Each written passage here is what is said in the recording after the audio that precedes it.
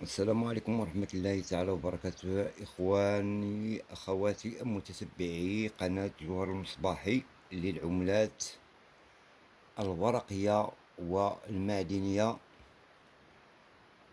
اليوم إن شاء الله بحول الله غادي نتكلم لكم على ورقة بنكية لسلطنة عمان. كما تشاهدون وتلاحظون أمامكم سلطنة عمان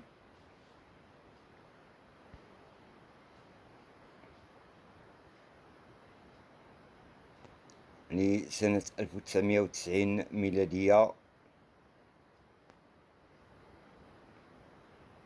هذه الورقة البنكية فهي ورقة رابحة كما يقولون عند هواة جمع العملات النقدية والورقية. أتقول لي السبب علاش ورقة رابحة؟ أنا غادي نتكلم لكم إن شاء الله على السبب لهذه العملة وهذه الورقة البنكية كيفما كان نوعها أو بلدها. فهي الورقة كما قلت لكم ورقة رابحة في الرقم التسلسلي للعملة.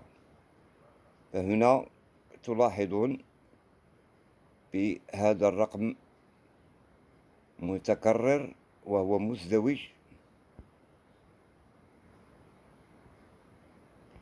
متكرر 3 مرات.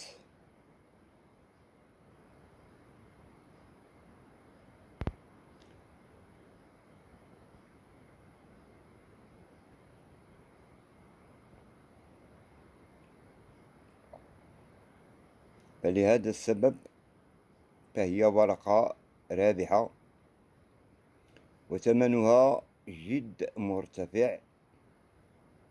وكيفما كان نوع العملة مغربية أو جزائرية أو تونسية أو أوروبية أجنبية، إذا وجدتم الأرقام متكررة فهي ورقة رابحة، ورقة بنكية رابحة. حتى إذا كانت مغربية وفيها نفس الأرقام متكررة،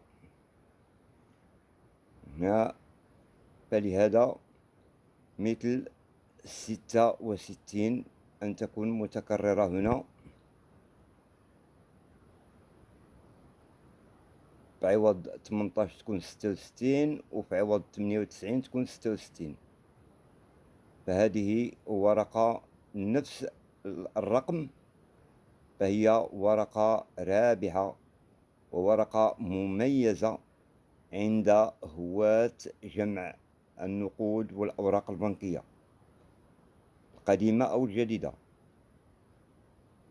فلهذا يا إخواني أتمنى لكم التوفيق وأتمنى لكم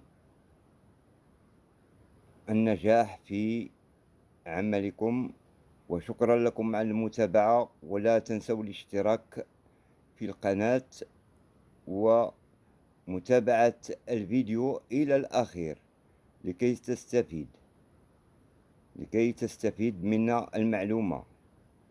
وشكرا.